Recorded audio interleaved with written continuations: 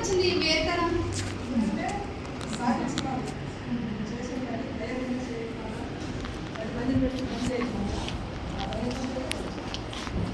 ఇంకా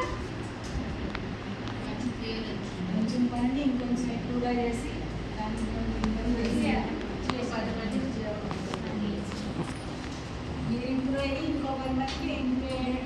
అది 2017లో జయలక్ష్మి, ఇది 2024 జయలక్ష్మి. తేడా ఉందా రెండు జయలక్ష్మికి? ఆ రోజు నేను కూడా ఒక మీటింగ్లో ఇలా పార్టిసిపెంట్గా కూర్చున్న ఒక అమ్మాయిని నేను. ఒకప్పుడు మాట్లాడడం రావట్లా, స్టైల్గా శారీ కట్టాలని తెలియదు, ఏమీ తెలియదు. ఉందా అక్కడ అలాగేమన్నా? ఏమీ తెలియదు. సాదా సీదా ఒక 4 గోడల మధ్యలో ఒక ఉమెన్ ఆ రోజు నేను. ఈరోజు ఒక సక్సెస్ఫుల్ ఉమెన్.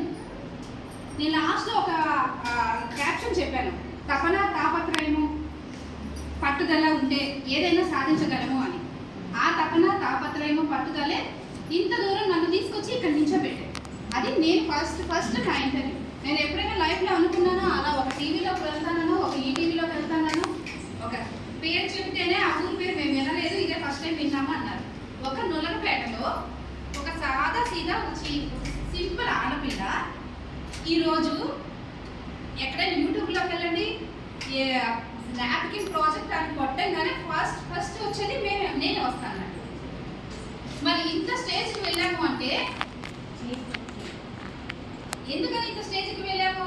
హార్డ్ వర్క్ చేశాను.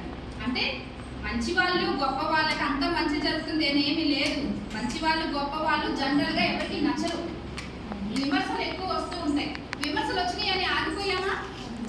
ఆగిపోలేదు. అవునా? ఇప్పుడు ఇక్కడ కొంతమంది చాలా మంది పద్ధతులు ఎలా ఉంటాయి, ఏదైనా మీరేదో చిన్న పనో ఏదో చేస్తారు, అబ్బా ఏంటి ఇలా చేసావు అని ఎవరైనా విమర్శించారనుకో, వెంటనే 1000 అడుగులు వెనక్కి వెళ్ళిపోతారు. మళ్ళీ ముందుకు వస్తారా?